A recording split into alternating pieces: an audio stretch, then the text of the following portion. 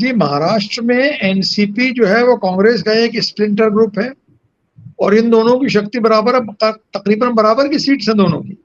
तो दोनों का अपना जमीनी वहां जो है वो मजबूती है। इसी वजह से सबने समझौता किया उनके साथ। अगर आज एनसीपी और कांग्रेस एक हो जाएं तो एक बहुत बड़ा शक्तिशाली दल पैदा हो सकता है उसी के अंदर, जैसा वाईबी चौहान और एसबी चौहान और इन सबके नायक साहब के जमाने में हुआ करता था। लेकिन वो अलग हो गए तो उससे थोड़ी सी वो शक्ति जो है वो बढ़ गई।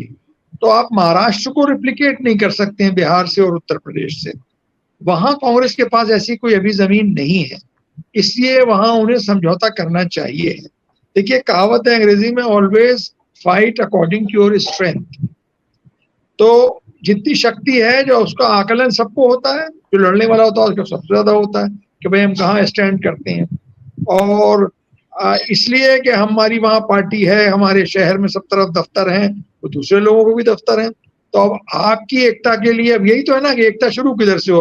अब आपकी एकता के लिए कोई अपनी दुकान बंद तो नहीं कर देगा कि वो अपनी पार्टी की दुकान बंद कर दे कि भाई एकता होगी। ये तो नहीं होगा ना, एक तरफा एकता तो नहीं होती। कांग्रेस को भी इस बात पर ध्यान देना चाहिए कि जो क्षेत्रीय पार्टियां हैं उनके साथ समझौता करें। देखें कि अगर जहां उनकी जितनी स्ट्रेंथ है उस हिसाब से समझौता करना चाहिए।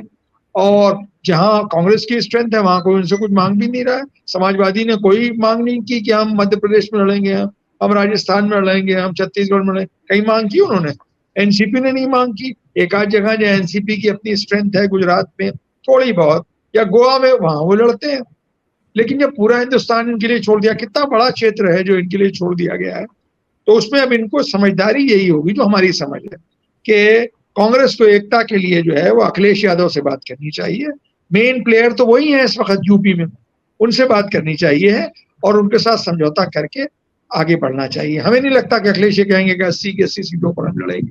जब समझौता होगा, आज उन्होंने बयान दिया है कि ये आज बयान दिया उन्होंने, ये अभी उन्होंने बयान दिया। हाँ, सभी मिलकर लड़ेंगे। हाँ, तो गठबंधन लड़ेगा। उनको जयंत के साथ भी सीटें छोड़नी पड़ेंगी, तो राहुल के लिए छोड़ेंगे, सबके साथ उनको हाँ मिल बैठ के लड़ना पड़ेगा। लेकिन अगर ये एक्सपेक्ट करें, मैं आप जी एक जानकारी और दे दूं कि कांग्रेस के साथ समझौता होता या ना होता, वो कांग्रेस के लिए कुछ सीटें छोड़ते रहे। सोनिया गांधी की, राहुल गांधी के, वो हमेशा कभी उम्मीदवार नहीं देते हैं, हमेशा कभी नहीं, दोनों छोड़ते रहे, दोनों छोड़ते रहे। हाँ, लेकिन मतलब कांग्रेस की वोट की वो स्थिति नहीं मानी जाती, इसलिए इनका छोड़ना ज्यादा महत्वपूर्ण हो जाता है। ये मेरा मुलायम सिंह ने हमेशा यही कहा कि हम सोनिया जी के खिलाफ कभी नहीं खड़ा करेंगे, और राहुल के खिलाफ भी नहीं खड़ा किया उन्होंने।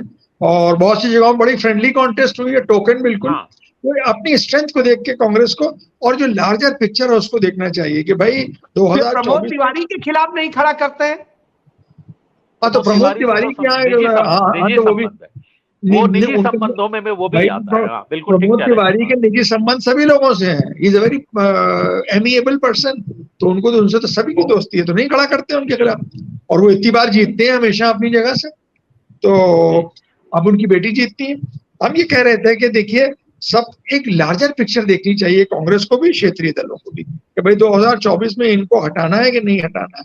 अगर हटाना है तो थोड़ी बहुत कहीं पे कुछ जमीन छोड़नी पड़ेगी, कहीं पे कुछ जमीन हासिल करनी पड़ेगी। तो जंग है ये, कोई जो जावेद अख्तर कहते हैं कि जिंदगी नर्सरी स्कूल के बच्चों की लाइन थोड़ी है कि सीधे सीधे चले आ रहे हैं। जिंदगी तो एक जंग है, इसमें किसी मोर्चे पे हमने कुछ जमीन हासिल की, किसी मोर्चे पे पीछे हटना पड़ा हमें। तो इसी तरह से लार्जर पिक्चर देख के सब लोग ये मान रहे हैं इस वक्त। अखिलेश यादव वो क्लेम भी नहीं कर सकते, उनकी नेशनल अपील है, बिल्कुल नहीं कर सकते वो। तेजस्वी यादव भी नहीं, उनकी लिमिटेड अपील है। बावजूद इसके कि राहुल गांधी के पास एक भी सीट नहीं है वहां। मान लीजिए आज उनकी मदर की सीट है, या एक आध और एमएलए भी उनका एक है वहां, लेकिन उसके बाद भी उनकी जो प्रेजेंस है, जो स्टेट प्रेजेंस है उनकी बहुत बड़ी है। नेशनल लीडर है भाई, वो पूरी हिंदुस्तान में उनकी अपील है। तो इसलिए वो लोग उनकी इज्जत करते हैं और उनको करना चाहिए, और उनकी उस कद को समझते हैं, और उसी के साथ अगर आगे बढ़ेंगे तो फिर अच्छा होगा उसमें। और ममता जो कह रही है, तो ममता भी एक तरह से ठीक ही कह रही है। देखिए, उनके वोट का क्लैश है सीपीएम से।